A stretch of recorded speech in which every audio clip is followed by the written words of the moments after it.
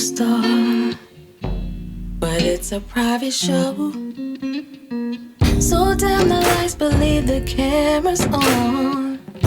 All you gotta do is point and shoot. Lights, camera, action, time to get it on. Let's just start the show. 'Cause we're gonna make a movie, baby, right here in this bedroom. Scene one, that's when I walk through the door. Scene two, I was the nurse, you were my patient. Scene three, next thing we took off our clothes and we've been bumping and crying like we just won an award. 'Cause I've been working hard all day. When I get home I wanna have it my way. I'm down for a little acting and make the bedroom my stay. And role play, like cops and robbers. I'm the love doctor. Role play. Tonight we're gonna role play, yeah. Boy, if you like, we can leave our clothes half on and do it to our favorite song. Or switch it up, get wild and turn it all off. 'Cause you know I like it rough. We can do it right by the dishes, on the counter in the kitchen, on the stairs in the living room, on the dining room table. My sex tastes so good that I have you cleaning the dishes. Whoa. That's when I walk through the door. Scene two, I was the nurse, you were my patient. Scene three, next thing we took off our clothes and we've been bumping and crying like we just won an award. 'Cause I've been working hard all day. When I get home I wanna have it my way. I'm down for a little acting and make the bedroom my stay. And role play, like cops and robbers. I'm the love doctor. Role play. Tonight we're gonna role play, yeah.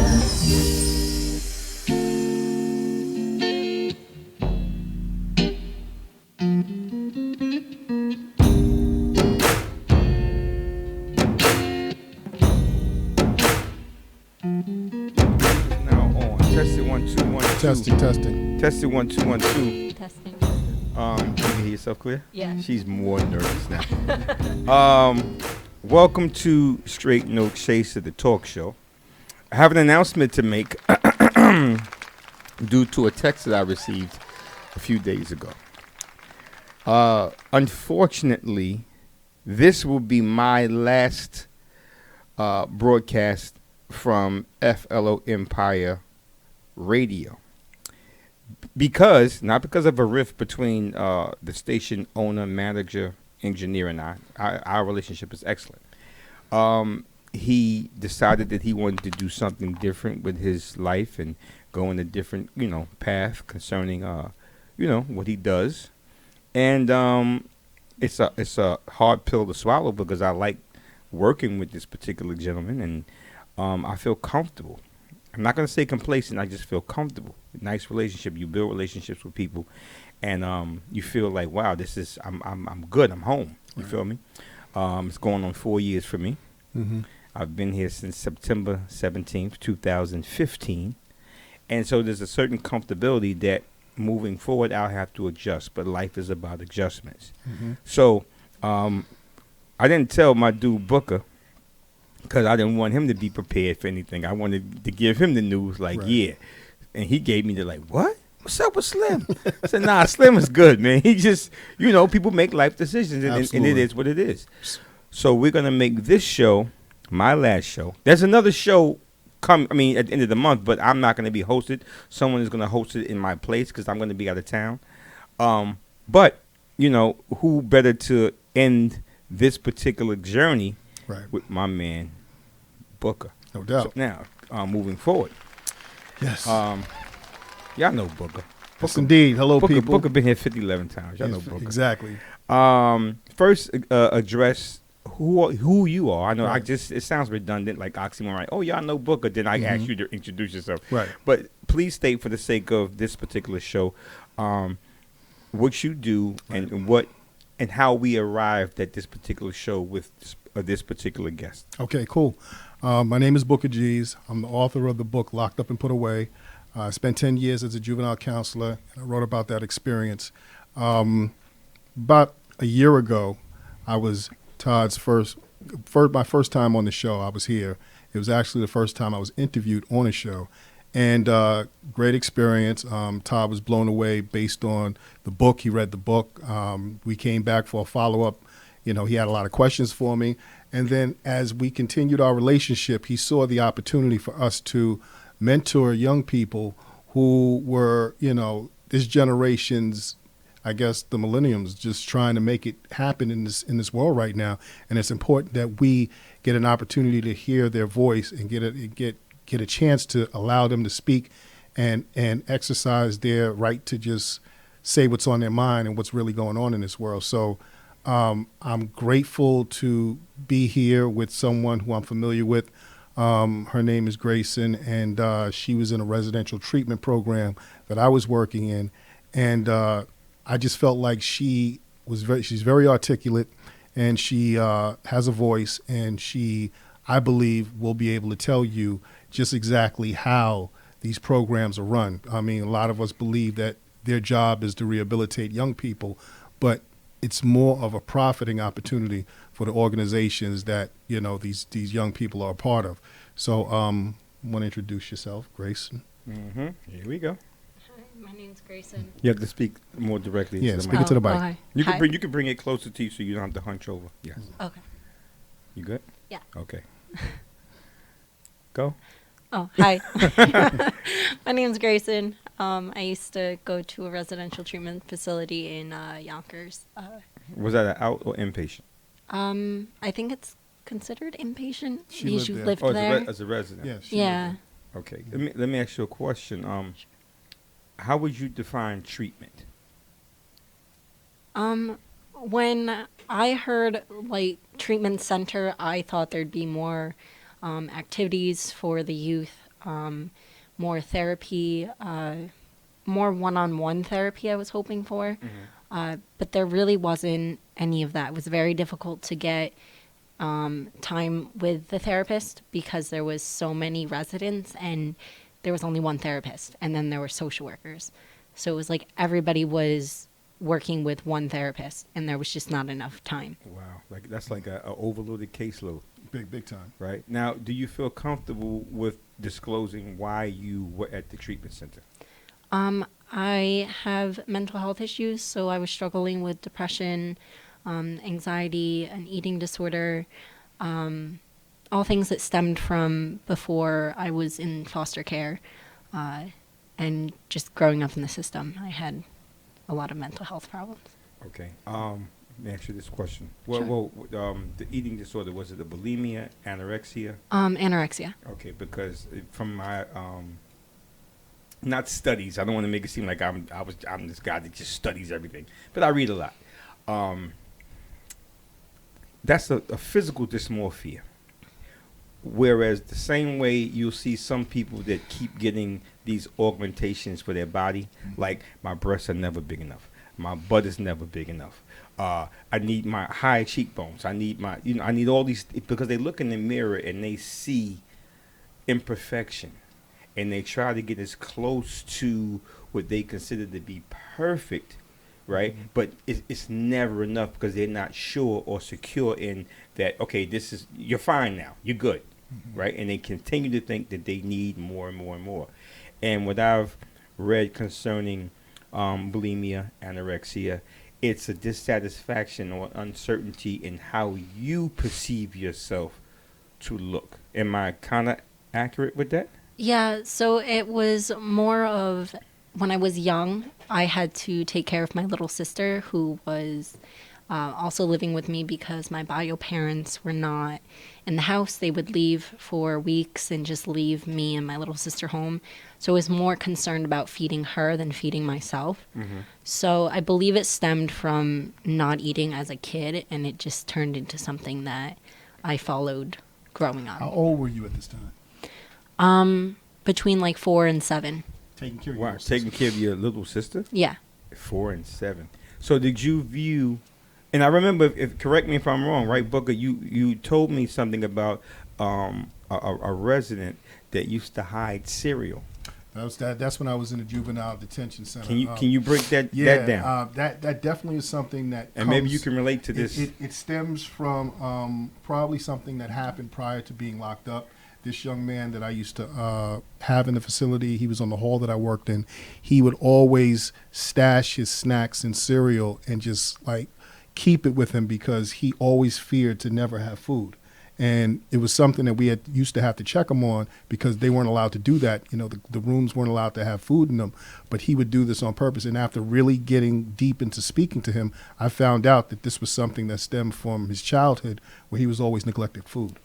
You don't realize that that's like an actual thing, because I didn't think it was an issue when I was younger. I used to, like after I got out of, like in and out of, like I left my bio parents' place, and I was in foster care. That was one of the main issues they had with me, actually, was I would steal food. Like I was stealing food from the household, or even like when I was out in like the neighborhood, I was stealing food from like local corner stores and stuff like that because I didn't know when the next time I would have food, even though I actually did know.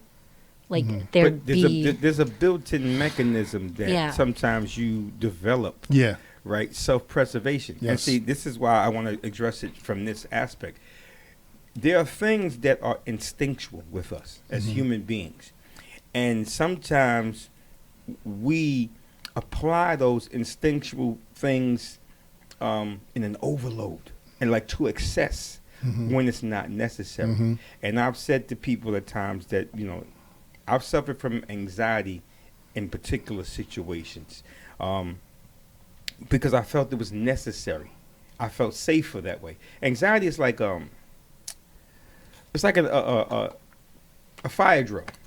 Right, you know it's not a fire, right? But it's a constant fire drill because in preparation of, I gotta make sure X, Y, Z. There was a situation that I was in where I was robbed at gunpoint, and the person that robbed me was sitting behind me, put the gun to my head. You know, it was one of them. You know, on the BQE, I jumped out the car. It was a situation. And for years after that, I couldn't sit in the car with anybody behind me. If someone pulled up, you know, to pick me up, or if I was going somewhere, I had to sit in the back seat. You know, nobody could sit behind me because it was a panic attack because something traumatic happened to me that made me subconsciously fear anyone being behind me in a car. And I didn't seek any type of therapy because I didn't think that was anything that was worthy. You know, I didn't know. And you know, us people of color, we think if you go to see a shrink, what's wrong with you? You're crazy, right? You're crazy. I'm not crazy. I don't need to sit on nobody's couch. We all need to sit on the couch and tell you what happened when I was 4. I don't need to do that, but maybe I did. Maybe you did.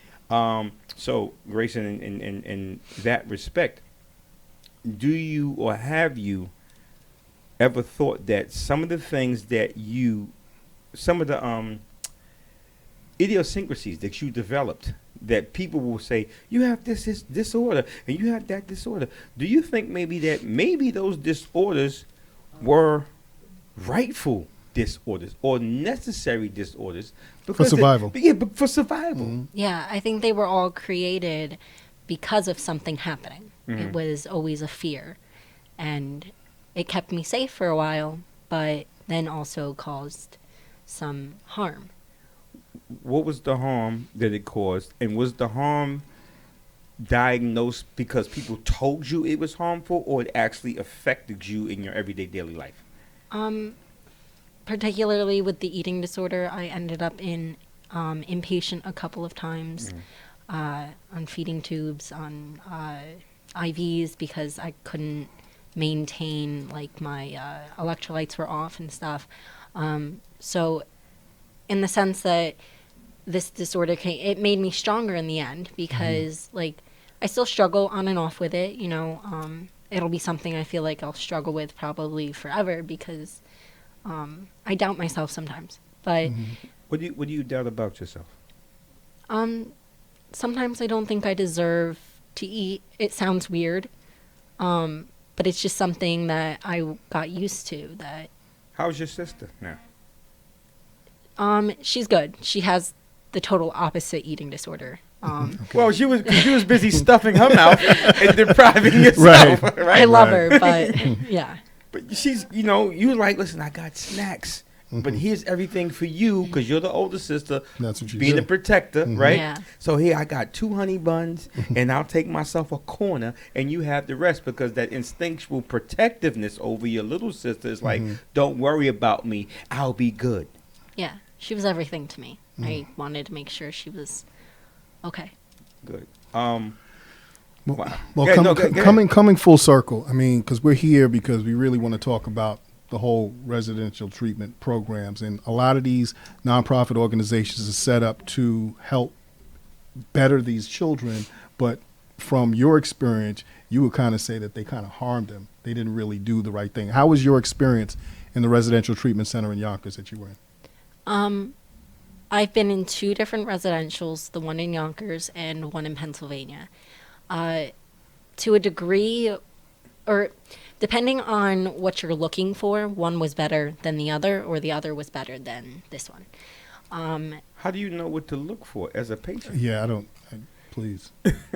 I was really looking for some place that was going to stabilize my mental health, where I could get individual therapy, group therapy, but also be able to maintain my grades and do what I need to do to graduate.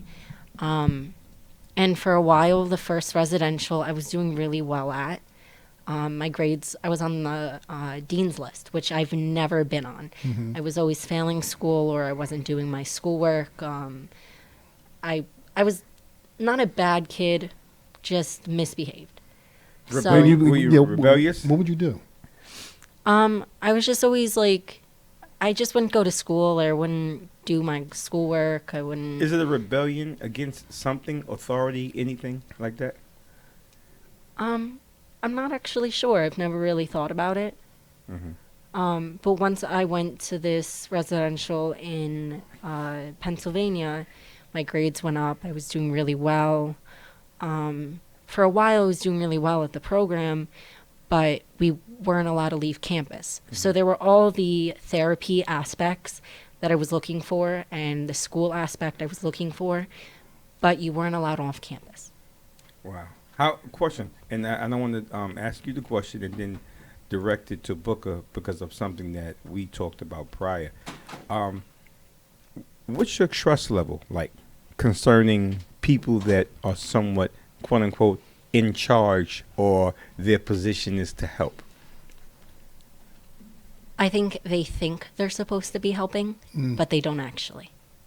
Wow. Now I want to direct this to Booker. Okay. Because Booker found himself in a precarious position at one point because he, from what you told me, that they have certain degrees of, I'm getting this from the book. Levels.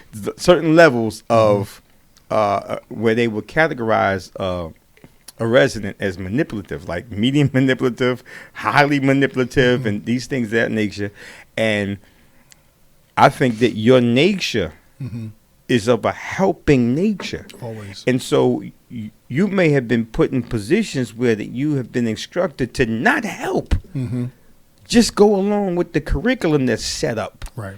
And so let's just say if you're speaking to Grayson and y'all having a conversation and you want to help her, but the institution really prohibits you in some ways from actually helping. Can you elaborate on that? Well, I'm going to tell you this too. You know, the residential treatment center that she was in, that I was working in as well, I very rarely spoke to the young ladies.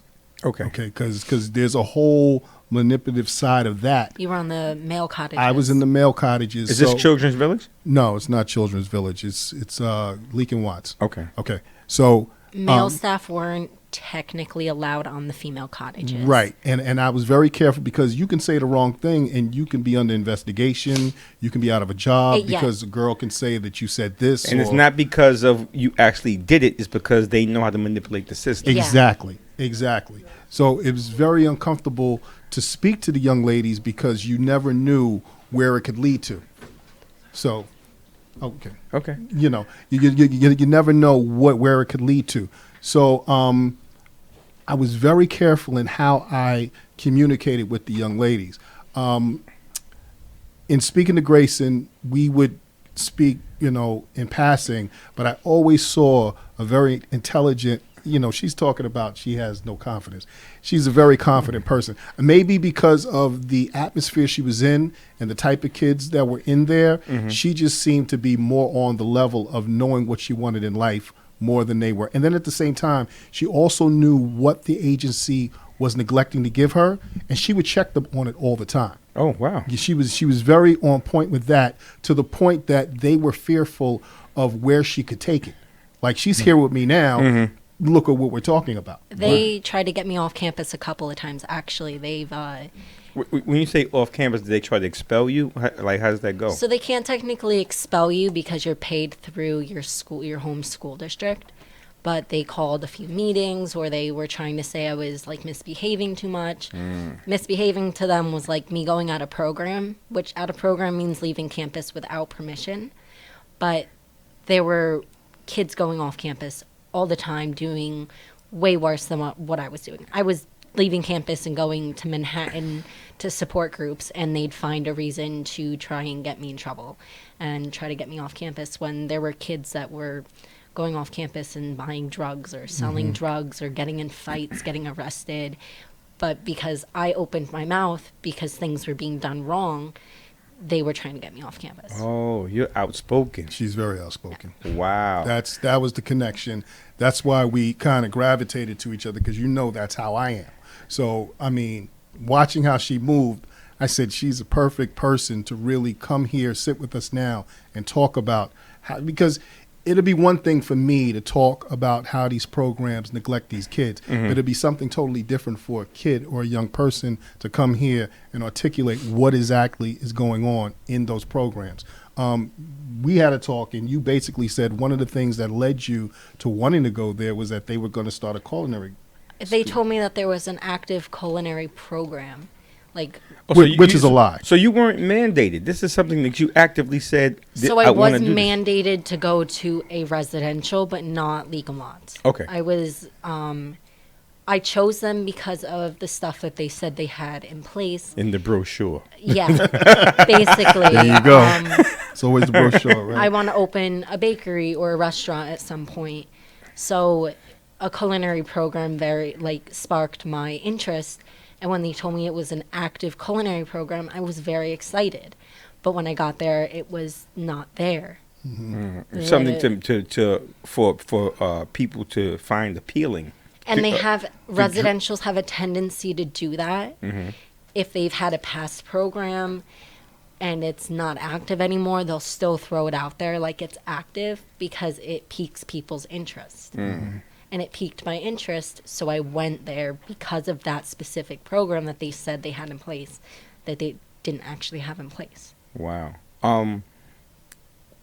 Concerning the staff, I think that Booker is an anomaly when it comes to staff. I know plenty of staff members, plenty of people that do work, plenty of ACS counselors. I know ACS managers, people that are essentially in charge of managing the care or overseeing the care of children. Right.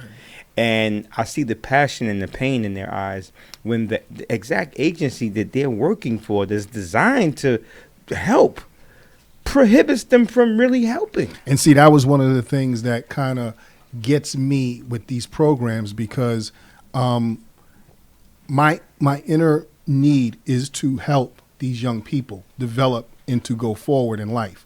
Being a father, it's coming from that, being someone who didn't, have a father at home, it definitely comes from that as well. So to watch them be strayed and be lied to in this way, I just felt the need, a dire need, to go in and try to redirect them and help them. So, one thing that I respected about Grayson was that she got to a point where she said, no more of this. I'm getting out of here. Because she wasn't growing there. She was falling back. And she was getting caught up in physical altercations. She's not a fighter, but she was being assaulted while she was there. Targeted, you think? Well, I mean, she can explain. There was a incident with a resident. He sexually assaulted me, and it turned into it was my fault. It was, okay, it's co-ed, right? Yes. How are the male and female residents allowed to intermingle or interact where that can possibly happen? You can go Off at a program. campus, at a program. Okay. And I made the mistake of trusting him and going on a program with him, and we were under the influence. And I didn't consent, and I went back to campus, let them know. But it turned into, because he was arrested, it was my fault. I was lying. The race card got pulled. I was white. I'm taking advantage of the situation, Some people that were friends with this individual were attacking me while I was in school, coming into my classroom. And these teachers wouldn't... Question, I have to interrupt you. Sorry. Did you believe any of the things that they were saying about you? Like, initially, like, okay, I trusted you. And I went with you, or we did whatever we did. We had some drinks, or whatever y'all did, whatever. But I didn't expect you to do that. You feel me? So even though I did what I did, it was on a friendship, we're just cool basis. And the other thing that you did, that wasn't part of the deal.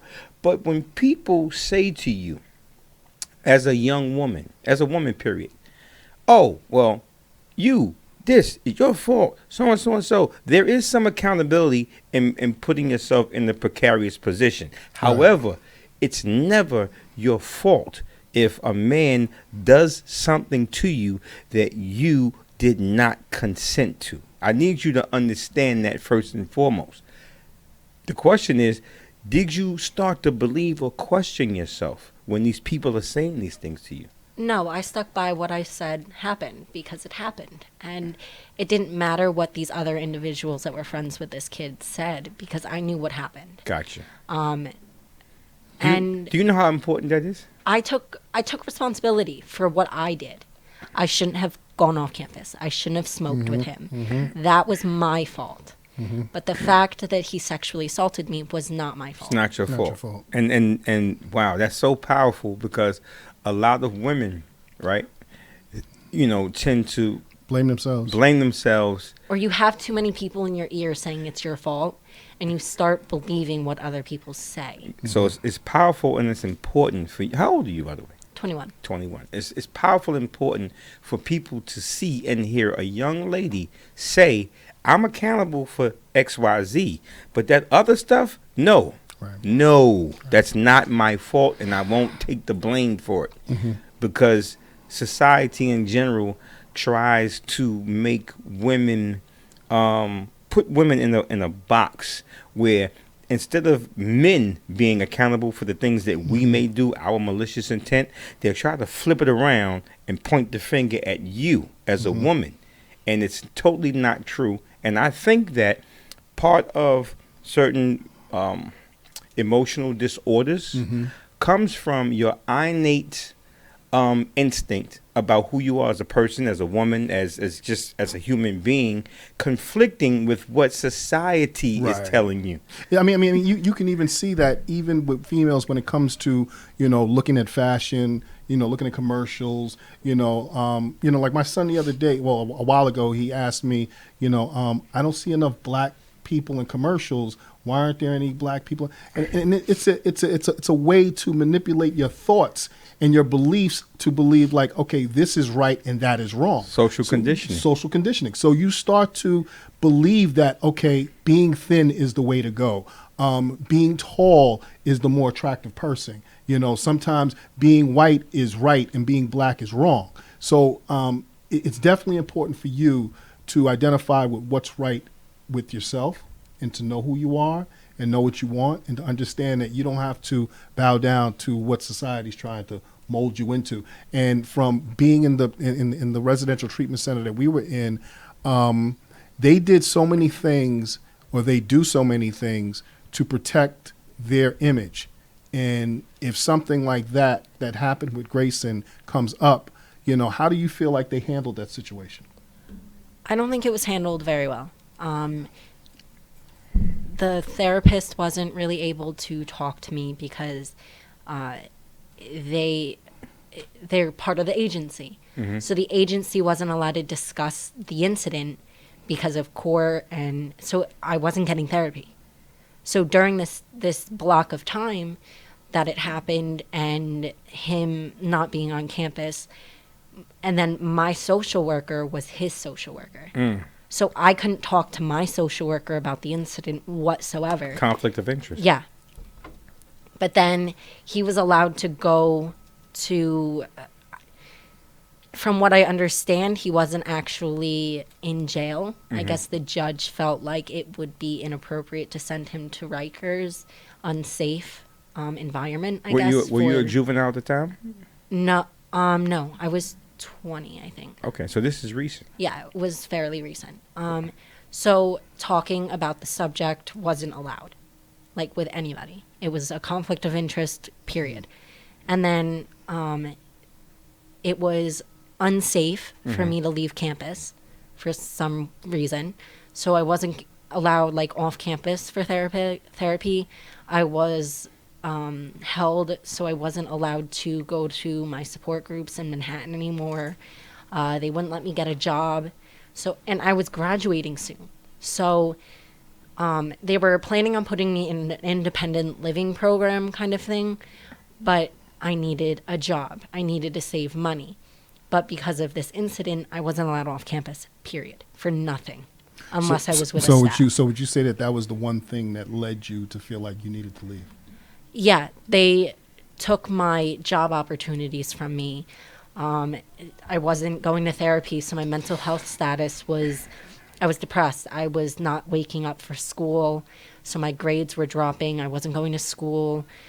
I wouldn't get up at all. I just wouldn't get out of bed until 2, 3 o'clock in the afternoon. Let me ask you a question.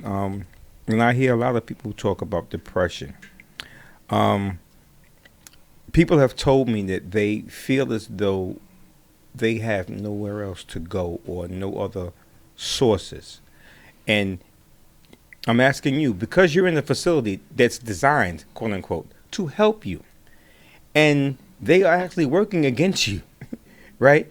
Do you think your depression may have come from, well, damn, if I'm here trying to get help from y'all and y'all are sabotaging any kind of activity to help me, it's a kind of hopeless feeling which sinks you deeper into depression. Am I kind of accurate? Yeah. So let me ask you this also. What type of things, when you would be depressed, would you self-inflict pain on yourself, or would you? Would you drink? Would you? During that time period, I was wasn't going to school. And when I did get up, I would go off campus and smoke. It was the only thing that I could get my hands on that would numb me, where I wouldn't think about it. I wouldn't feel, or I would feel, but in a different. It would mellow you out. Yeah. It was just not something that was on my mind. I was just everywhere else but thinking about what happened. Mm-hmm. And then the days that I did attend school turned into teachers not stopping individuals that were friends with this kid from coming into my classroom and putting their hands on me. Or teachers and staff would come to me and tell me I was lying and that it was my fault and that I'm ruining his life. And I need to go to the police and tell the truth. How did you feel if a woman came to you? It was a woman. And how did that make you feel? Like, you may understand more so if it's a man because men are men, quote unquote. But you looking at a woman saying, I'm a younger version of you, or we supposed to stick I was together. like, yeah, would you want me going and telling your daughter that? Like, if that happened to her? And she just had nothing to say. Wow, you asked that? Yeah, I did at one point. Uh-huh. And I went to the principal. I went to the residential side. I went to higher ups, I don't even remember what Administrative. the main administrator, and we'll talk to her. We've talked to her. We've had conversations with her. Wow. But it wasn't changing. And then I was getting attitude from her anytime she saw me in the halls. So that just made me like not want to go to school. Wow. So I wasn't. I didn't even, because I usually, at that time, I was working usually with the boys. Uh-huh. I didn't know anything like this was going on. And then at the this was time. during school, so you. So no, I wasn't there during the school time. I was usually there like after school. I get there around 2:00, 2 to 11. So I didn't know most of the stuff that was going on. See, because the girl cottages, they have their own drama, that goes on. And, then the boy cottages, they'll have their own things that go on. With counselors and like the hands-on aspect, is it strictly like female to female? Yes. Now, The only time there were men on the cottage is when there was a big fight and the female staff couldn't break it up. Other than that, Yeah. there was rarely. damn, so many thoughts in my head. Oh, man. I'm asking this question because I think it's very relevant for a male to be present in a young girl's life, because we give you an alternative to your psyche, because you view the world a certain way because that's how you're wired. Mm-hmm. We view the world a certain way because that's how we're wired. Society in the whole treats us different, right? But society fucks that whole thing up. No, Totally. but You know what I'm saying? No, but here's where I'm going. A daughter needs a father or father figure, Absolutely. and when you put it's just women with the young ladies, Mhm. and it's just men with the young boys, because the young boys need the nurturing of a mom, Absolutely do. right? And Mhm. so the way that you're describing the system is it's counterproductive. There's no Exactly. balance. Not at all. It doesn't work at all. Let me ask you something, Grayson. What's the relationship with your father? My bio father? Yes. I don't even actually know who he is. Okay. Yeah. All right. Okay. Do you see anyone as, well, two-part question. How do you view men, period, just in general? And is there anyone that you gravitate towards for that male energy in terms of the protectiveness and just the overall aspect of, like, I'm going to give you the male perspective? You feel me? Not nowhere near in the sexual way. We're talking about just the energy, because we all give off different energy. How do you feel about just men in general? I think you have your good ones and your bad ones. Okay. Mm-hmm. I think at a time I thought after the incident all men were bad. Period. All Wow. men were bad. Wow. It doesn't matter who you are. It doesn't matter how good of a guy you are. I don't care.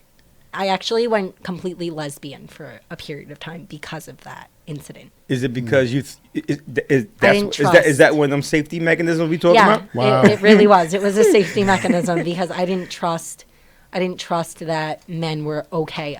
Like, just because one guy was bad, it meant all men were Everyone bad. bad apples And- falls and the you know whole what's bunch, right? You know that Yeah. song, right? And you know what's crazy? She's just one person. Can you imagine just how many girls or young ladies go through this and feel the same way all the time? This is ridiculous that this happens. And was it any therapeutic help in any way coming towards you to help you open up this conversation, a dialogue about it? Not until after I left the campus. Wow. When you leave the place that's supposed to help you, then you get the help. That's some shit. My question is because I've had talks with women that have had dealings with males, whether it was, their brother's friends, the creepy cousin, whoever, and they develop a distrust of men, or they develop a certain idea about how men are, and they just conform to that. They conform to the malicious men and think that, well, that's how all men are. So I accept the malicious I aspect. think there's two different types of women. Women who are sexually assaulted and think it's totally fine and then end up in repeated abusive relationships, or the type that completely step away from men completely. What about being mentally assaulted? Let's dig deep into that. That's deep. I think you have the same thing. I think you have people that think, oh yeah, this is totally normal and are totally fine with being mentally, physically, whatever, abused. And then you have the ones that know it's wrong and step away from it completely. Are you familiar with the term gaslighting? I've heard of it. Gaslighting is a mental manipulation tactic that pimps will use, manipulative husbands or spouses will use. Where you just say, like, I'm the best you have, like, right? It's to throw a person off, whereas you confirm something and then deny it at the same time, where you have them off kilter. It's almost like the R. Kellyism, right? Okay, it's like it's like me telling you, Grayson, listen, if you want to go to Disneyland for vacation, just make sure you do X, Y, Z. And you're like, okay, cool. And then you do it. And then you expect the Disneyland trip. And I tell you, I never said that. And you're like, what do you mean you never said? You? And I said, you're bugging. I never told you that. And you're like, I know what he said. Believing what he said afterwards. What it is, you start to question yourself if you actually heard what you really heard. And it's done to keep you off balance, where you always question yourself and you start to rely on the authority of that particular person. So even if he promised you something, even if he swore he would never do something and he still did it, you would always have this doubt in your mind, and you would just follow suit. It's a way to mentally control people. Okay. It's deep. It's deep. Yeah, I got it. It's deep. It's real deep. And I think that, like, when Book and I talk, 'cause, Book and I talk, periodically offline, right? Booker's a very intelligent dude. I respect Booker because he's driven and he's strong. He's a man's man. I know he could be stubborn, and somebody just put a smile on their face when I said that. I ain't even got to turn around. Somebody put a smile on their face when I said he could be stubborn. She knows. But his intent is great. His intent is it's like you like, I can say all this kind of stuff, but 2 years from now, it's confirmed because he's been the same guy. So when I first met Booker, and we had a conversation like, we want to do this, we want to do that. He's consistent. See, I have a habit of, like, I don't believe you because I've been disappointed so many times by so many people, which is the segue to my next question. When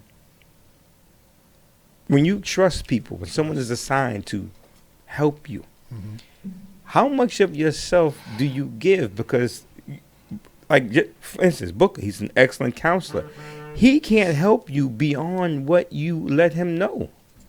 And if you hinder what you tell him or what you reveal to him, you hinder his effectiveness. Well, that's the thing with therapy. If you're not completely honest with your therapist can't help you. Exactly. There's nothing he or she can say that will help you because you're not being honest. You're not telling them what's actually bothering you. I had a tendency to go to therapy and jabber on about stupid stuff like I'm baking cupcakes later, or I'm like just stupidness that like didn't actually like affect me. And then I'd leave therapy and be depressed and sad because I never actually worked through something I needed to work through. Did you find, and this may be a crazy question to people who don't have an open mind, but did you find complacency in your depression? And I ask that because some people are fine with being fucked up because they know that part.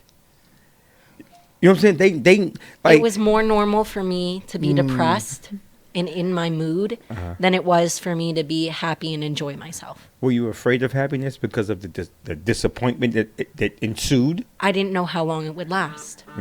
So if I didn't have a confirmation that it was going to last a long time, then I didn't care. I didn't care enough to work on it. Because it would be right back to where we started from, kind of, Yeah. sort of. Wow. Your phone is going on Yeah, crazy. yeah, I know. Wow. You have a very, to me, it's like, ain't nothing wrong with you. That's what I was saying. You know what I mean? That's what I was saying. But you know, the more you talk to her, the more you realize that there are issues that are going on. And from her background, which led her to a residential treatment center, I felt so bad to understand what she's been through. But I find her to be a fighter and a survivor. And I felt like her story could relate to so many people, whether they be black, whether they be white, whether they be Latino or Asian. There's so many young people that are going through what she's been through, and she survived it. And what I respect a lot about her is not only did she leave the residential treatment center, but she found herself to, you know, she wanted to find a place to live. She wanted to tell us, okay, after you left Leak and Watts, what happened then? Where did you go? The day I left, I think it was like January 17th or something like that. So it was very shortly after I turned 21. I turned 21 January 2nd. So it was very soon after. I had a major suicide attempt. I was in the hospital for almost 2 months. And after that, I was just done. I was like, I'm not going back to this school. They didn't help me. They weren't doing anything to help. So I signed myself out of the residential and waited for discharge from the psych, like the facility I was at. I had gone to a homeless shelter for about 24 hours, and a friend of mine had then decided, you know, like, we don't want to see you stay in the homeless shelter. Mm-hmm. So I have been staying with them since I got out of the hospital. I'm now June 1st, hopefully. I will have my own place set up, my own apartment. That's what's up. My friend behind you has helped me get a job at a local cafe near the apartment I'm at right now. Are you in New York? Yeah, Okay. Inwood. That's great. Yeah. Inwood that's like the Bronx. It's like near Dykeman. Bronx. Okay, that's way up. That's up. So if it wasn't for the help of these friends that I met throughout the way, I probably wouldn't be where I am right now. Did you see suicide? Because, okay, I don't want to put her out there, but I have a close relative that she used to cut herself, right? And I didn't know it. And she was losing weight, and she was going through a major depressive state. And she showed me her wrist one day, and I was like, "Yo, what happened to you? Were you trying to climb a barbed wire fence or something? Like, what's going on?" And she disclosed to me that she was cutting herself. I also had a guest on the show, a guy who's a high-ranking blood member. Out of Lincoln Projects, and he's a cutter. He came on the show and he lifted up. When he rolled up his sleeve, you see. That's our man, right? Yeah, I know you're my talking man about. Jay. No Exactly. doubt. That's my man. Right, and his part of his therapy was through music. You know that, right? He received music therapy because, you know, music calms the savage beast, and music puts you in a different mood. You could put some music on, you want to clean the house. You could put some music on, you just want to lay back. It controls. It's the energy. It's the vibes. Yeah. What were your thoughts when you attempted to end your life? I've tried to commit suicide way too many times to count. Somebody wants me here, because What were your methods in attempting? I've overdosed. I used to cut myself. I hung. Is that the right word? Hung myself at one point. Hung is the correct way.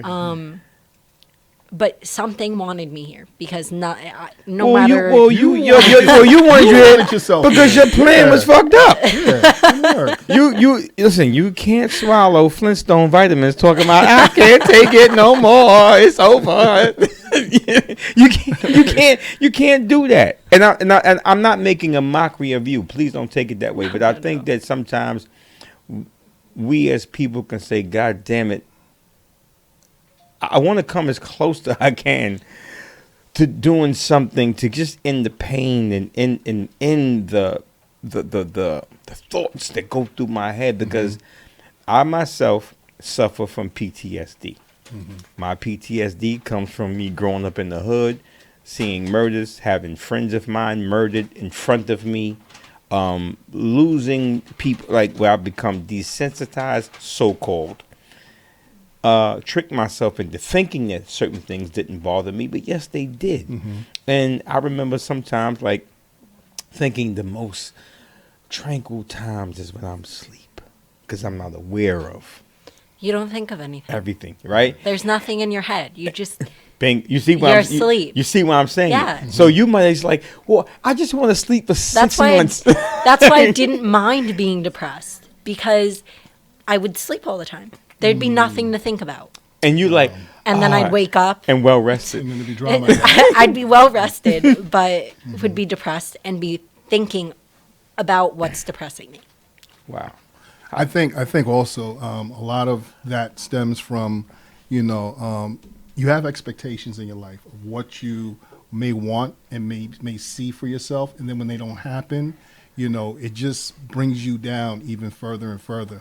And I know for myself, from writing the book, I went through a period of that whole, let me let this go, let me end this type of time in my life, because I just felt like I let so many people down with my decisions, and I was so ashamed of myself, and I couldn't live with that shame. It was just like I was like at one point the golden child in regards to the who I was in my family, where I worked, and then I just became like ostracized because of my decisions and my indiscretions. And Is that what people told you, or what you thought they that's what I felt? thought. That's what I thought. And then there were just little things that went on. Sometimes the people around you, not necessarily your family, but then, the administration that you work for, or the agency you work for, the people around you, they'll throw little daggers here and there to make you feel even deeper. I can't imagine how difficult it was, just like you being a staff member on the campus. Why do you say that? They didn't treat you guys correctly.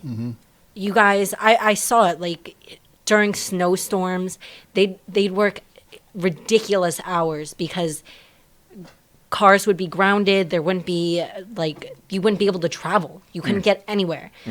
But these staff would be, there's no place for you to shower if you have to stay overnight. Whoa. These staff, they would eat, but it's not like, it's not that great. It's not that great. No. She's accurate, and I think But for myself, the staff were just not treated appropriately. Right. I think what bothered me the most was that we were put in a place where we felt like we were going to be really, really helping these young people, but we were pinned against them.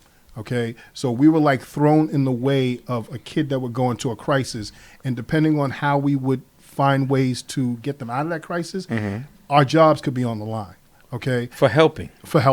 Okay, it almost got to a point where, if a kid went into a crisis, you would be better off just letting him go. Wow. Just letting him go and getting out the way. You would see it all the time. Because Kids would- you can either find yourself hurt or find yourself with an allegation where you're trying to fight for your job. And a lot of people would turn to me because I technically was the expert in the field of dealing with this population, because I dealt with them at such a high level in the juvenile justice system. Dealing with them where we were, it was a piece of cake. I knew how to not necessarily manipulate the system, but I knew how to talk to the young people to kind of get the results that I wanted. Even though you did know how to do that, they'd still put you in situations. Absolutely. There wouldn't be enough. You were supposed to have one staff to 3 kids, and there'd be one staff to 12 kids. Right. Wow. Right. I mean, there was And one. you'd put them in a situation where, God forbid, something happened, and you were the only staff on the cottage, and you had to break up that fight. If you did one thing that pissed off one of the kids, they'd throw an allegation out there, and it doesn't matter what you say. Right. It doesn't matter what the other residents say. Because of that one allegation, you'd be out of the job for 6 months. And I'll share something with you. I was in a situation where I was working. Okay, like she said, it's 3 is 3 kids to 1 staff, okay? This particular time, we had 5 kids. Were you on the cottage with the incident with the kid came after me and tried to stab me? Were you? No, You weren't there. We're gonna get on that, but let me just talk about this one. I'm in the cottage with 5 kids. I'm with another staff member. Staff member out of nowhere just says, "Listen, I'm leaving." Okay, so I'm like, okay, this doesn't look good. So you're short staffed now. I'm by myself. Wow. Okay, 2 kids are upstairs. A sexual assault goes down. Okay, then they want to turn around and pin that on me. Is it the same sexual assault? No, not with her. No. What I'm saying, no, not the same. I'm saying because Yeah, your yeah, staff yeah. is it sexual Boy assault on boy. Okay, because Boy on boy. that's not something Okay. that people think that may happen. That happened. Okay. Wow. And I had to tell them, you'd be in bigger trouble coming after me than I would, because of the fact that I was undermanned, and you knew that I was by myself with 5 kids. And still didn't Okay? send anybody over. Right. And then at the same time, you say to yourself, you know, I had issues with the coworker that I had that did that at the time, but you know, we never thought that something like this would happen. But that's the type of stuff that would happen. And then technically your job could be in jeopardy because of a bad decision by your coworker and the way the agency is structured. And like she said, They never had enough staff. They never had enough staff. And then if there was a situation where there was a snowstorm or something, and you could be there, You'd have staff not show up. with 12 kids by yourself. Can you talk about? And this is from your book. This is not something we talked about on the show. Right. A cell phone incident with you. Okay. And I got this from your book. Okay. See, I'm showing you. I'm one of them dudes that when somebody comes on here and they promoting the book, Right. I read the book. You did read the book. I know that. Damn right, I read the book. I read it from. I binged it. I binged it. That's kind of something that, you know, that was a misstep on my part. in the Does she sense know that- about that incident? No, I mean, she never read I the book. haven't read the book yet. So Well, she's going to get the book. You're gonna You know what I find mean? out. You're gonna find out some real good stuff about my homie right here and his trust Yeah. and how he was betrayed. Let's go. Right. Well, basically, working in a very toxic atmosphere, you know, working for the New York City Department of Juvenile Justice, and I rarely had any incidents. I mean, no, I had incidents, but I never really had any allegations, and I'd never been written up or suspended for any reason. It was one time when I first got on the job within 20 days, and I write that in the book. You know, there was a fire drill, and me and my coworker, we accidentally forgot. I read the book. Trust me. So we didn't get this kid out during a fire drill, and we both got days in the street for that. But further on, 10 years down the line, I never got in trouble for anything. And then, you know, I made a bad decision by having my cell phone on me at a time when I was working with a particular young man who, you know, cell phones in the facility were considered contraband. So we weren't supposed to have them. And a particular kid, him and I were very close. He was like a son to me, and he needed to find out whether or not he was going to receive his clothes for court, and he wanted to speak to his mother, and I allowed him to do that. And by doing that, I got reported. You allowed him to use your cell phone. I allowed him to use my cell He phone. reported you? No, his mother did. His mother did. And yeah, listen, you'll read the book, but that's how it goes down. But anyway, in doing that, that's what led to me writing the book, because there was so many bigger issues going on than me and this cell phone, and you know, something that was very small in regards to other things that were going on in the facility. I felt like targeted, and I felt it was important for me to tell the story, and that's what led to me writing the book. You know, that particular incident. But overall, these agencies, the way they're structured, they put the staff, who usually happen to be African American, in, you know, compromising positions, because, you know, we're trying to find a way to make a living and take care of our families. And unfortunately, we're working with very hostile, at times, young people. And then the way the power structure is put together, you know, with the Do they pit the residents against the staff? a lot of times. Absolutely. They have a tendency to pick the correct resident or residents to talk to what is it called when they have the case? when they have cases on staff, and that Allegation? the allegation services come and Oh, do, like, you talking about interviews. he's talking about the To testify against no, y'all? Yeah. Someone? they have the Pretty much. the what do you call it? Control what is it called? But anyway, it's a control center that comes through Excuse me. and they interview the staff. They're not really concerned at all what happened with the kids. They're concerned with the behavior of the staff. But they'll have a tendency. Have you not seen that? I got seen that. pulled into a couple different. I've seen that. Where I've had to talk. Where residents will make. There was a specific resident on our cottage that would literally make up lies, just flat out lies that you would, staff and the rest of the residents on campus would know were false, but staff would be out of their job for 6 months because of this. And Wow. and then they would know these kids have a tendency to do this. But it didn't matter. It didn't matter. So let me ask you a question. I asked Grayson about her trust concerning adults and people that were in charge of, making sure that her life was better, quote unquote. What is your trust like when you've experienced the people that you're trying to help lying on you? You mean the kids? Yes. Oh, I can't trust them. Wow. So okay, sidebar. So Grayson, he just said, "I can't trust." No. him." No. I'm a bounce back. I'm a bounce. not all of them. No, I'm a bounce back. I had to go. I had to zoom in to her expression because she gave you the like. What? No, Shit. it's not all of them. I mean, don't get me wrong. I mean, you're in this environment where you're working there, and you cannot trust anybody there. You have to know that you're there, and you're there to make a living. But at the same time, you build a relationship with these young people, and you learn who can earn the trust of you, and you can earn trust from How them. do you discern when the very establishment that you work for Mm-hmm. and the very establishment that is governing your health or mental issues is corrupt? It's mad corrupt. But how do you discern? Like I'm really trying to figure out, because this would be a mind-boggling position for me as an employee, or if I was a resident, because I'm like, yo, fuck everybody. I would be just so disgruntled because I don't know who to trust. And I'm asking the both of you, how do you know? How do you discern where your job is, where your job makes sense to you to continue to do it because you're still in that field, and as you, as a young lady seeking help, still you have the confidence to reach out to somebody and say, listen, I need this particular help. I need this particular assistance. You still have it. Like, you're not dejected because you're here. Mm-hmm. You feel me? You're on the show. You're here. Mm-hmm. How do you maintain that?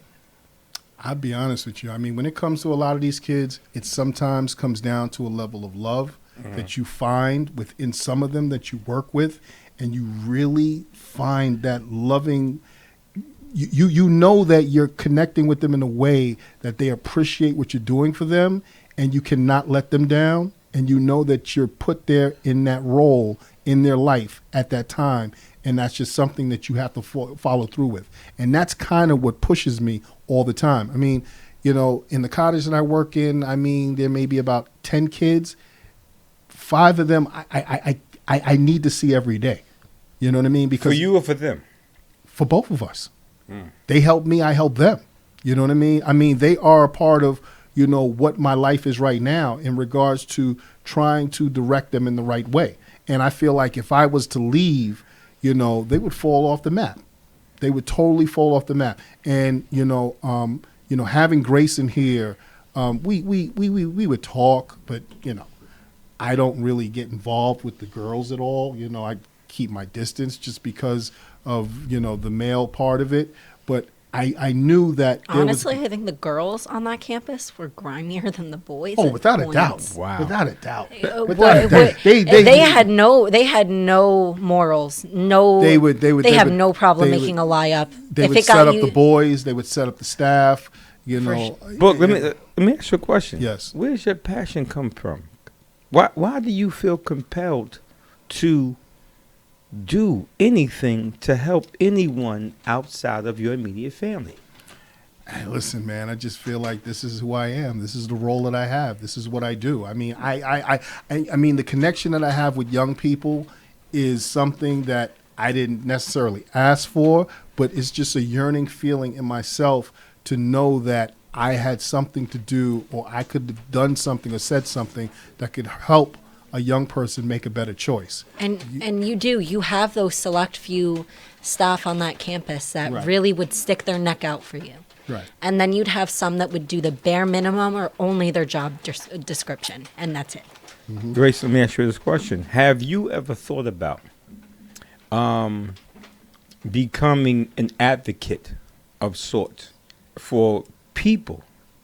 I mean, women primarily, but duh, you're a woman, but people that have similar issues that you've had, because in your conversation there are a bunch of young women out here and older women. I'm reading my timeline now, and you read it later on. Reading my timeline, and they were pulling you. They're like, whoa, like she's so transparent. They're like, high five, Grayson, real talk. And do you feel connected in any way to just the overall pain of people and compelled to try to not let people have to go through as much as you've gone through? Because you can help people. It's like, you know what? Okay, I got shot 5 times. You got shot twice. You don't have to get shot anymore. Let me tell you. let me tell you how to not get shot more times. Let me instruct you or help you with the pain that we both may endure or that you may identify with, because it can be very therapeutic for you and make you feel good about yourself to help other people. There are aspects of my life that I definitely want to do something with that have taught me a lot. Being in the homeless shelter, and that was like 24 hours. I learned so much. First of all, I got a padlock thrown at my head the first night I was there. What happened, you said? I had a padlock thrown at my head. Yeah. This woman was nuts. But being in there, it was a giant room with just rows of beds. And it was stuffed. It was full of people. And the food was horrific. It was disgusting. I didn't eat. I'm beginning to think that you like some exotic cuisine. Because no matter where she's at, she's like, this is not a Frank. This is bullshit. This what is this? Not lasagna. This is bullshit. Like everything, like she likes exotic cuisine. You've never eaten good food? I'm so picky. Are you kidding me? I'm just really picky. Gotcha. But being in a situation where the food was just not nutritious gives me, I want to open a restaurant, and I want to be able to shut it down at least once a week. 2. I'll tell you in a minute. Okay. And for the rest of the community, you have the option to purchase an extra meal, which does not go to you. It goes to the homeless. So once a week, I will shut down the kitchen, I will shut down the restaurant, and it will be open for a specific time frame specifically for the homeless to come in and eat whatever they want off a menu. You do know that in San Francisco, Portland, and Seattle, in particular restaurants, they have what they call give backs. A restaurant like that has I forget the name of the restaurant, but it's a franchise in like, you know, the northwestern part of the United States, where if you or I came into whatever the store, and they would say, well, would you like to, you know, give back? Yeah.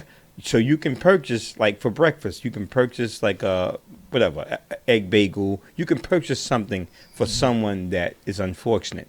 And they have people that will come in and say, are there any give backs available? That's amazing. And people will come in and, it's like, it's paid for. You know, That's and, awesome. and the thing is, the give back is only a portion of what it would really cost. So let's just say if the breakfast was like $4.99 for the breakfast, if you purchasing it as a give back, it's only like $2 or something like that. And so the people that are unfortunate can come in and they can ask, are there any give backs? And they can have, and they are given whatever is allotted based upon who purchased them. And that's people's way of giving back. That's awesome. And that's great. Yeah. Oh, we got a caller live on the air. Call the station name and where you're calling from. Hey there, I'm calling from Kansas City. Hello, Booker G Hey, and what's up? Grayson. How are you? Hi. This Hey, is This is Lisa. hey, Hey, Lisa. Lisa. Hi. I'm loving this show. Gosh, Booker G, you and I have talked before. Yes, we have. I was in the social services industry for over 11 years, and now I do substitute teaching when I'm not on the road traveling doing music. Mm-hmm. And everything you said is so spot on. I wish that people really understood what the behind the scenes uh, setup is of so many of these agencies that Absolutely. claim to help young people. And I wish they also understood how staff is always so vulnerable. Mm-hmm. What really struck me when you were talking is it's the same way in the classroom. It's the same thing. Absolutely. You know, you've got like 20 some odd kids. Somebody makes an allegation against you. You know, we are mandated reporters, so it has Yes. to be reported. So you have to go on leave. I mean, it's the same thing. Mm-hmm. It's the exact same thing. I told a principal one time that, you know, why does this have to be such a punitive environment when we're trying to help kids? And he went off. And I said, well, but it is a punitive environment because it's like you're trying to catch people doing something bad. Mm-hmm. And not just the kids, everybody. Everybody. That's a fact. You know, and you're in an environment where you say you want to do the right thing and help kids. So, I'm so glad that you're bringing that to light. And Grayson is just, wow, what a strong young woman. You need to open that restaurant, Grayson. There you need go, to do girl. a whole lot of things. For real. Because, I mean, just your transparency is so beautiful because, you know, people don't often talk about the ugly parts of their lives.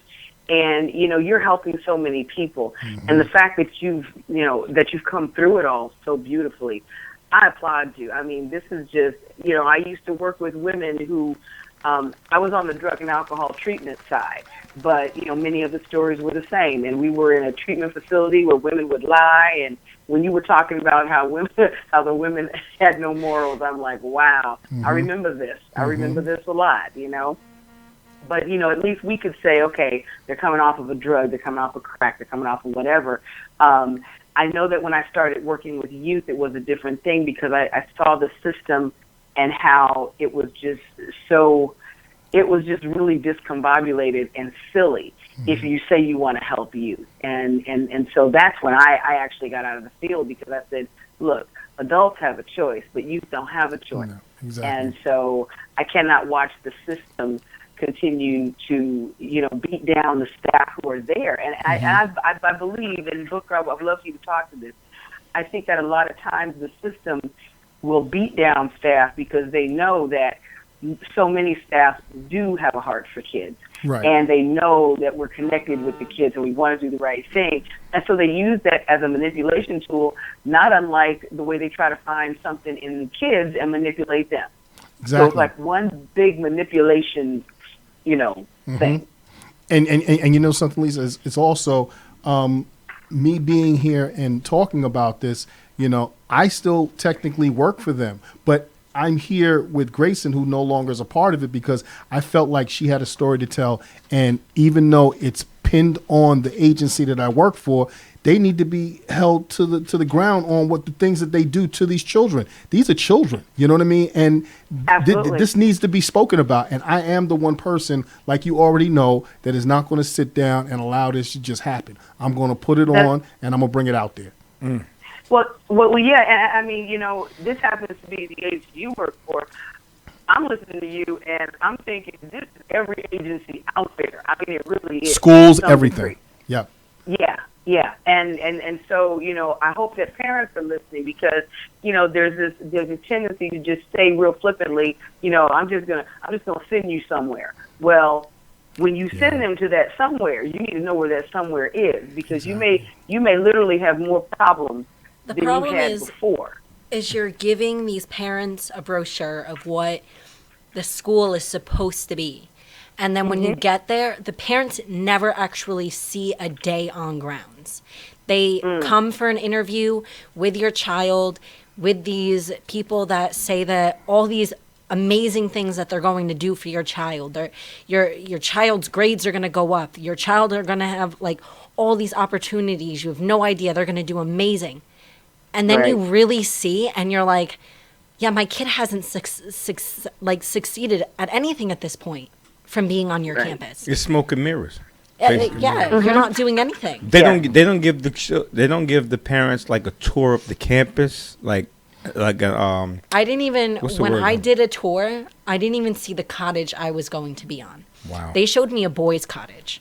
They didn't even show me a woman's cottage. They showed me the boy's cottage. They do tours, but then you have parents who really, in a lot of ways, don't really involve themselves. Would you say that your parents were involved? They were involved until I got on campus and I was an actual resident, and then they stepped away. There's no orientation. No. There's a very quick walkthrough, maybe an hour walkthrough of the campus. Very quick. They show you like the clinic. They show you a cottage, whether or not it's the cottage you'll be on. They showed me a male cottage. It was just not.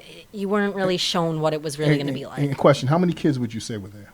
I didn't see any. No. Overall, I mean, while you were there, like, what was there, like, maybe like 60 kids overall? Would you say? Like living on Yeah, campus, yeah, somewhere around there. And how many psychiatrists would you say?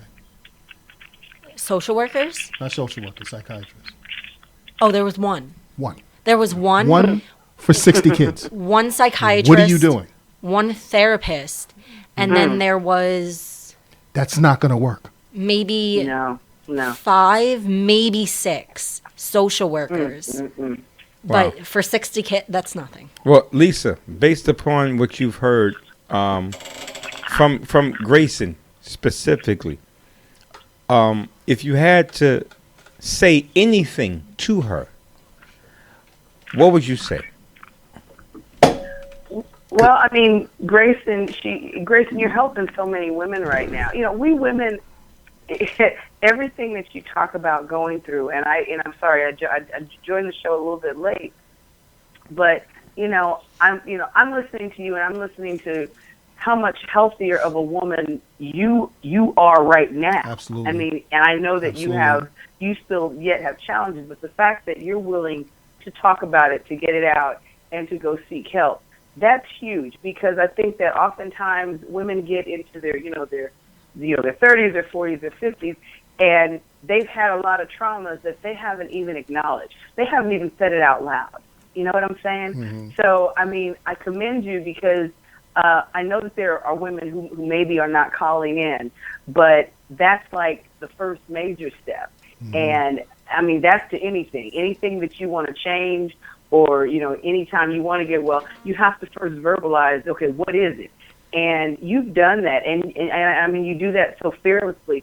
And I would hope that women in general get to that point, because your story is a lot of women's stories. Exactly. Okay? I mean, it really is. And, for you, it was this facility. For some other woman, it might have been, a stint in the hospital for a minute because, she was having a breakdown, but she won't talk about it. She won't say anything about it. And this is where the healing starts. I mean, it really does. So you're actually performing the service that the agency was supposed to perform. How about that? Which was How about helping. that? How about that, right? How about that? Thank Wow. you. Thank you, Lisa. That's big. Yeah. That's so big. I just had to call in and say kudos to you. Great show. Booker G, you keep doing what you're doing. Thank you, Lisa. And I'm going to get off the line and give you room for another call. Lisa Henry, when is the next time you're performing in New York? Well, here's the thing. I'm getting on a plane tomorrow, but I'm not going to be in New York. I'll be in Connecticut. And no, not Connecticut. I'll be in Vermont, and I'm going to be going by Jimmy Dye's place in New Hampshire. So I'm going to be on the East Coast, but I'm going to miss New York. So it'll probably be later in the summer. I don't know. Okay, I'll catch you. Lisa Henry is a world-renowned jazz singer. Uh-huh. And tell them what you do. I don't want to tout you too much. Tell them what you do, Lisa. Okay.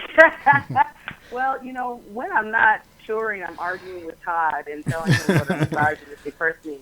But no, Todd's all right. The world's all wrong. I do jazz. I perform jazz. I teach jazz. I'm an educator. I am a president of Black Men Matter. I do all sorts of things. I'm all up in. She teaches jazz for the Thelonious Monk Institute, and she travels Right. the world, and she has sung for the president, Okay. Which one? Bush. Absolutely. Well, Snaps up. Bush and Clinton. Uh, I got Oh, a chance pardon to me. perform for Obama, but that's when he was on the campaign trail. So technically, he still wasn't amazing. president yet, but I consider it president. So. Okay, cool. Dope, And, dope. and Lisa is my homie, and she's a friend to the show. She listens to Booker. Thank you, Lisa. Yes, I do. No, but no, Booker's a guy that you're supposed to listen to. He's talking that. Oh, no, well, yeah, I mean, we talk the same language because Yes, we whether do. you're talking about, centers for kids or schools, you'd be amazed how similar when you set them up side by side. Mm-hmm. And I know that Booker knows this. You set up a public school and you set it side by side to whatever agency he worked with. The similarities are scary. Big time. Are they? Yes. They Yes. yes, they really are it all goes scary, down. Todd. And see, this is the thing. The same way people don't like to listen to the insiders, like the Booker G's, they don't like to listen to teachers. They don't like for teachers to tell them what's really going on inside. right. They're Wow. just like, you get your summers off and all of that. Mm-hmm. No, it's deep in these. I mean, it's very deep.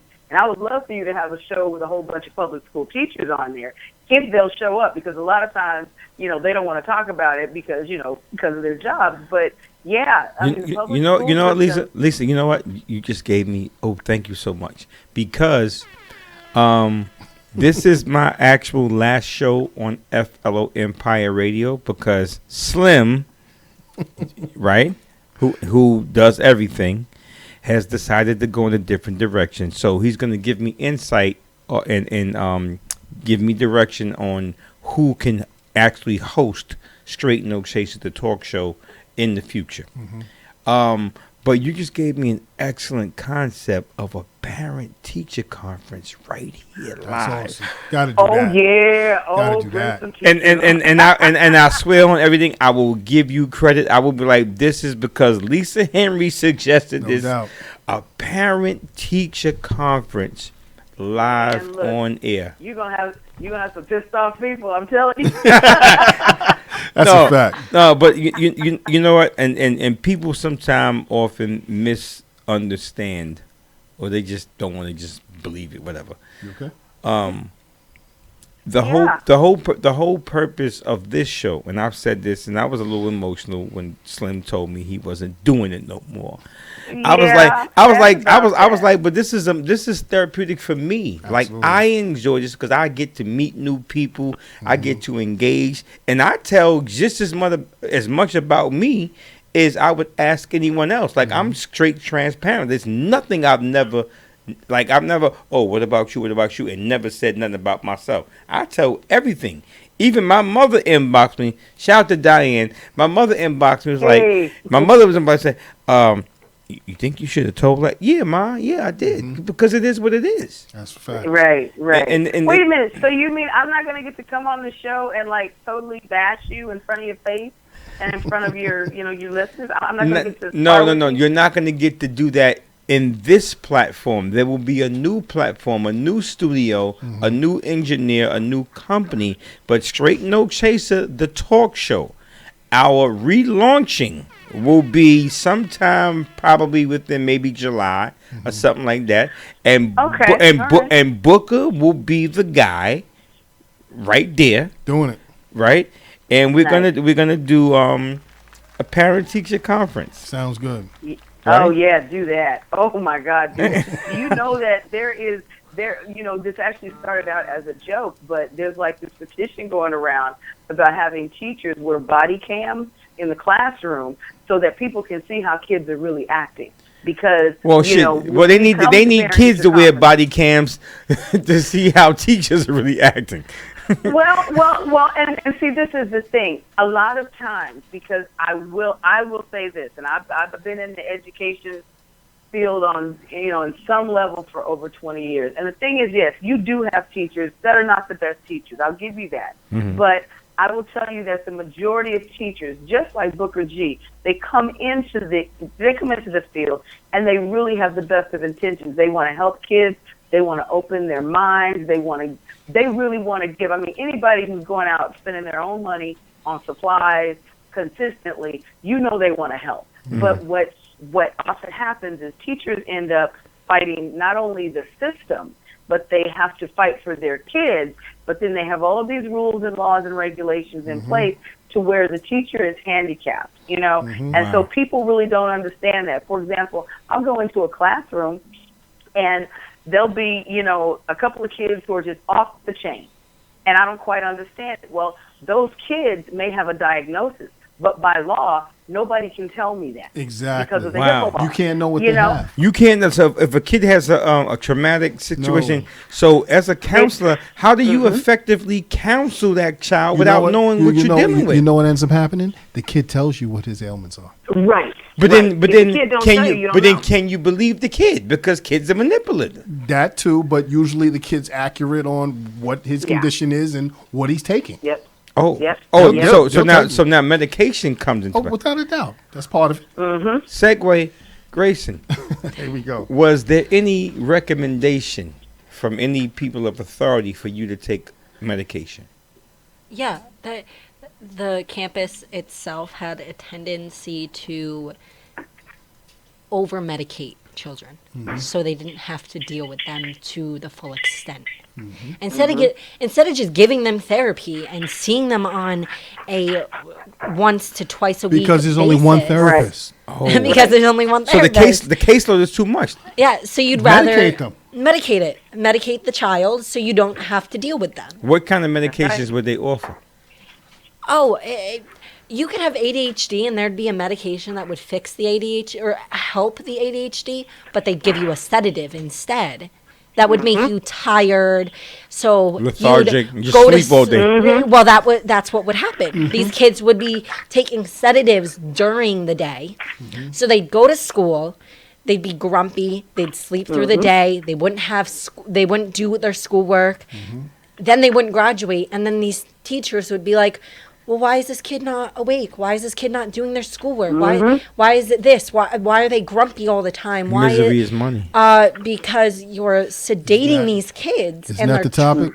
They're trying to stay awake for school. There are some of them that will try their hardest to stay awake and do what they need to do, but it's not enough because of That's right. you're over medicating. What happens if you refuse the medication? They'll take privileges from you. Yes. Ooh, You won't- that's You deep. get written up. You won't- Can y'all talk about that? Because it's like that. Like if you don't, You kick can't the go drugs, on. You can't go on the trips. Rec You won't trips. get your allowance. You want allowance. Can they legally do that though? It's their rules. Yeah. Wow. So if you want to, let's just say if you want to pass, like like a 12-hour pass to go visit family or whatever case may be, if you don't take your prescribed medication, they'll deny you the pass. They can't technically say no to family They can't technically visits. say no to family. But if they deem you unsafe, they can come out and say, like, yeah, we don't think it's safe for your child to come Exactly. And then because you didn't take your medication, they'll deem you unsafe. There home. you They'll go. try to pull the safety card. Wow. Yep. They'll pull that Yep. safety card, and then the parents will listen to the staff. Oh my goodness, my kid really might be unsafe and might do something while they're at my house. I don't want them home. Wow. So they have your parents acting against you based upon their diagnosis. But really, what's That's happening right. is they're sedating you, and you don't want to feel that. You don't want to feel like that. Let me You don't tell want to something. feel Let me tell you tired. something. all the time. I had one young man who was refusing to take his medication because it would slur his speech, and he couldn't speak properly, to the point that he would have to write down what it was that he had to say. wow. And he started to refuse his medication. Was that lithium? I don't know what it was he was taking, but basically he decided to not take it. He wasn't allowed to go on trips. He was denied his allowance. And he did it for his own well-being because he felt better and stronger if he didn't take it. And he was able to get his father to agree, and he's no longer on the medication. And probably more of a productive citizen.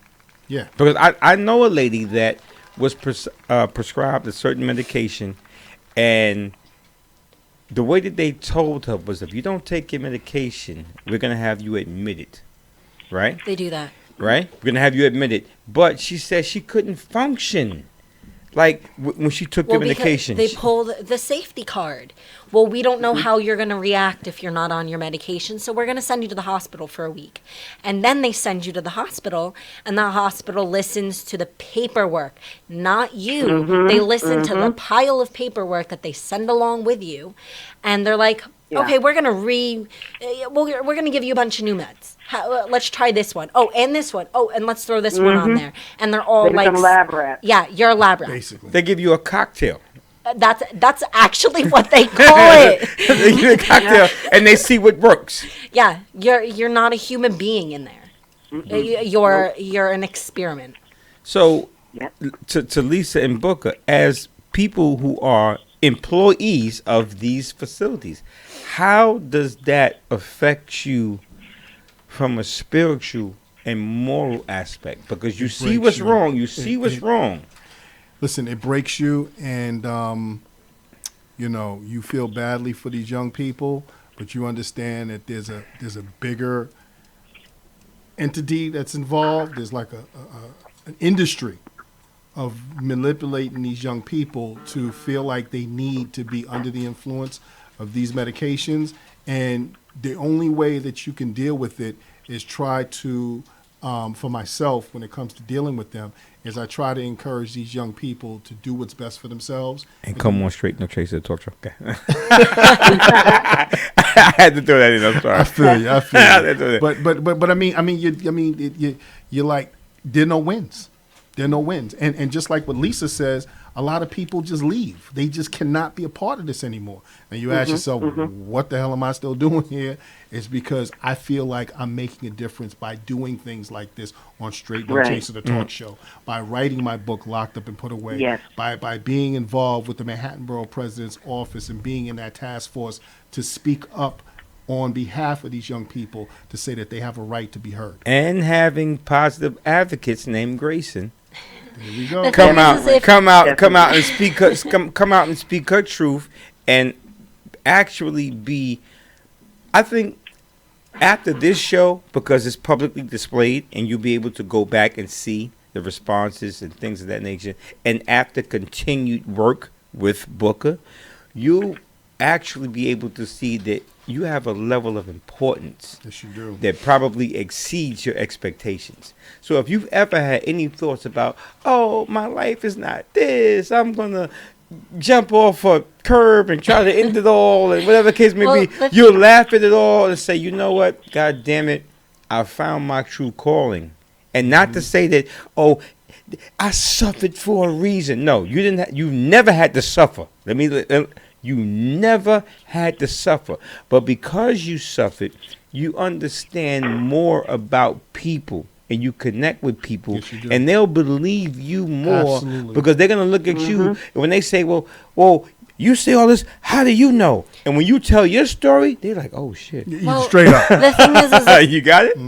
when the show ends, if I got off air and went online and there was one comment and it helped one person, that's all that matters. I touched one person. That's it. I helped one person. So That's you're all that just you're matters. just regular intelligent, like really, like can I say it, like fuck your childhood? You're just regular intelligent, like no matter what. If you grew up with like I don't know a fake uncle, you would still be intelligent. And see, when I saw her and I saw what she was capable of, people saw her as a threat.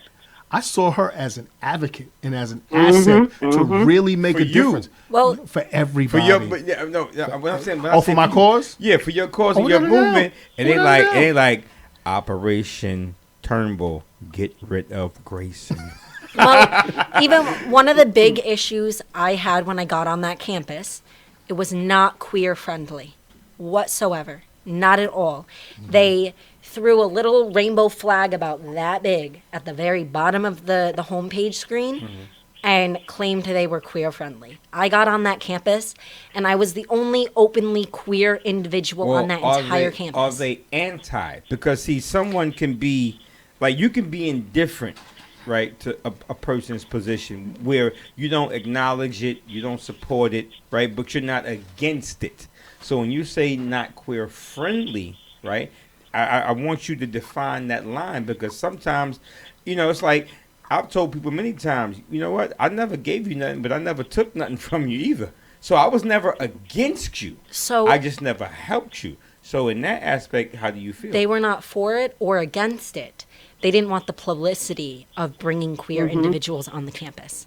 Even though that's a It's a an issue. positive. That's It's something No, positive. I'm saying, but it's, like, it's an issue. I remember, shout out to James Bimmy Anthony. I remember I did a benefit, and he spurned it. I was just one of the advocates, and we actually went to Covenant House, and we gave baby showers for 3 pregnant teens. And if you're familiar with Covenant House, it's just a homeless shelter for teens. And we came there, and then we actually toured the facility. Shout out to my dude Alfred Haywood, who was the what was his title? He was in a management position. No, he was clinical somebody. But anyway, when we came to and we asked could we help, my dude Alfred Haywood, my childhood friend, shout out to my dude Boogaloo, I could say his name right. When we went to talk to the person in charge, that was my next door neighbor childhood friend since I was 3 years old. So anything we wanted, it was a go. And they were pregnant teens. And we realized that, certain teens, they had a rule where you can only stay there for a certain amount of time. And they would be there for that amount of time. And they would leave and they come back 2 days later because that was their home. And we learned that because you're a homeless teen, it doesn't mean you're unemployed. It just means you don't have a home. And I learned so much, and I saw so much promise in teenagers. I had no idea what Covenant House was about at the time, but I learned so much. And we gave 3 baby showers, right, for pregnant teens.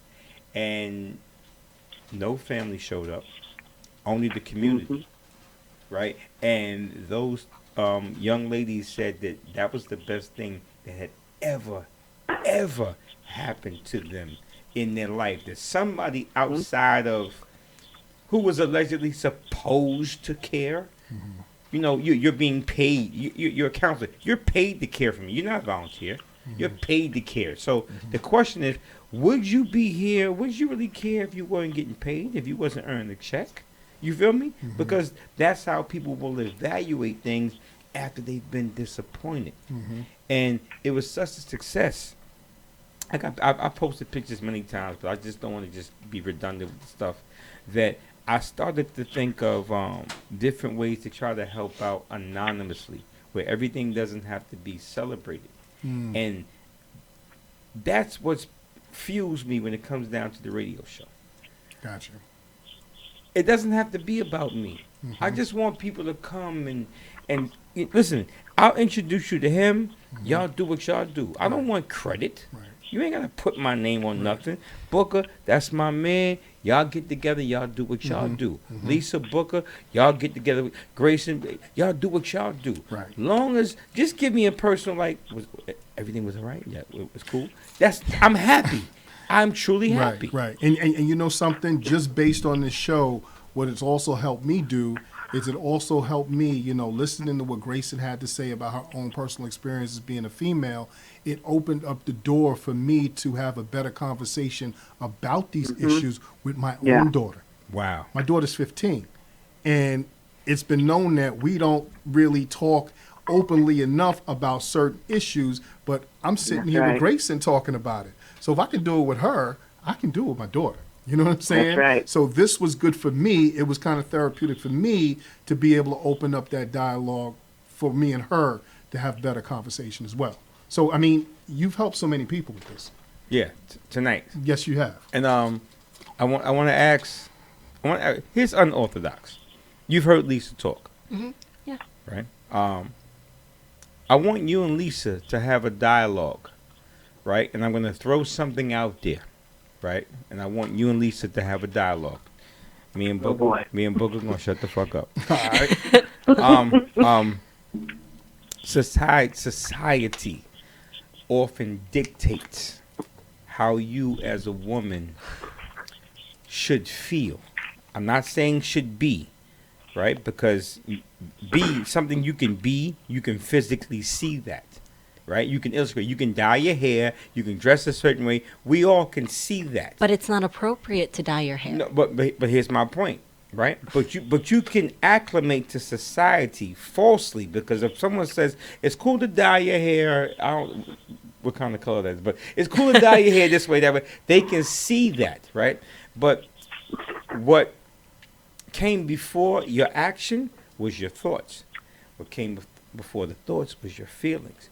So when it comes to society, I would love for you to express how you actually feel about Grayson, and I would love for Lisa Henry to expound or respond.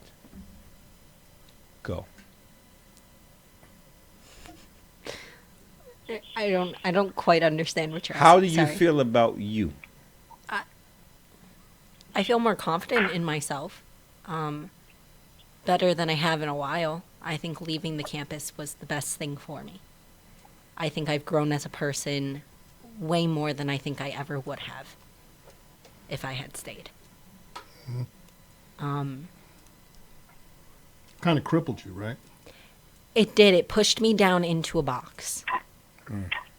You were just another. You weren't even a person. You were a number. You were another number on the campus, and that was about it. And if you stuck out like a sore thumb, like I had a tendency to do, you were the target. Then people would pick on you and pick on you and pick on you until you were tiny again. At this moment, how do you feel now? Great. I feel a lot better. I didn't graduate high school, which isn't the greatest, but I plan on getting my GED, and I've been doing really well otherwise. My mental health status is much better. I'm not as depressed. You know, you get those times where you are depressed, but for the most part, I'm doing really well. Wow. Lisa, can you respond to her? Yeah, I mean, I'm going to say We got 2 minutes. We got 2 minutes, by the way. Oh yeah, you're funny, Todd. I think that Grayson has also, in addition to everything that you just said, what she's also done is, we often talk about leaving abusive relationships, okay? And we often talk about that in terms of people. We don't ever really talk about that in terms of agencies. We don't talk about that in terms of, institutions. And what Grayson is doing in live time is saying, hey, you know what? You really can leave an abusive institutional situation. And it really was. It was like an abusive relationship. It was me against the agency. Mm-hmm. It was an abusive relationship.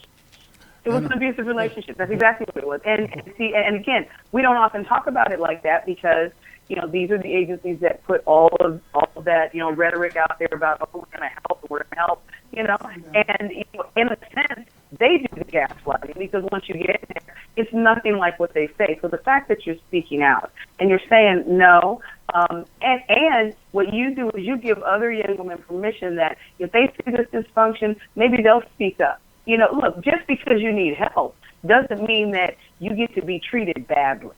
And not every aspect of the agency was horrible. They gave me a lot of opportunities that the residential before them didn't give me. But none of it was supposed to be horrible. None of it is supposed to be horrible. But it gave me opportunities that I would have never had. That's like saying, if I had stayed in Pennsylvania, that's like saying that the uncle molested me, paid for my college tuition. Right? You know what I'm saying? You can't excuse something because they did something good. Right? You can't excuse them and give them a pep because they did something good. That's like a passive aggressive situation. The bottom line is, if a person is in charge of mentoring and helping you beneficially, being beneficial to you, and they do something wrong, it wipes out everything. Absolutely. Slim just gave me the one finger, meaning it's 1 minute left. So we're gonna but I want Booker to talk about his book, promote his book, and wind it up. Well, I'm gonna close by just saying, Locked Up and Put Away. That's the book. It's available on Amazon, BarnesandNoble.com. I'm available on Facebook and on Instagram and Loop of Justice, and on Twitter as well. This book is for you. Thank you. Okay. Wow. And I will sign it and autograph it for you. when But we offline, right? right. But And- overall, And shout out to is Grayson about- and shout out to Lisa Henry and the Thank you, Lisa. And the hand clapping is Thank you, Slim Todd. telling us get the hell out thank of you, here. Slim. Good looking. Straight No Chaser Talk Show. We out.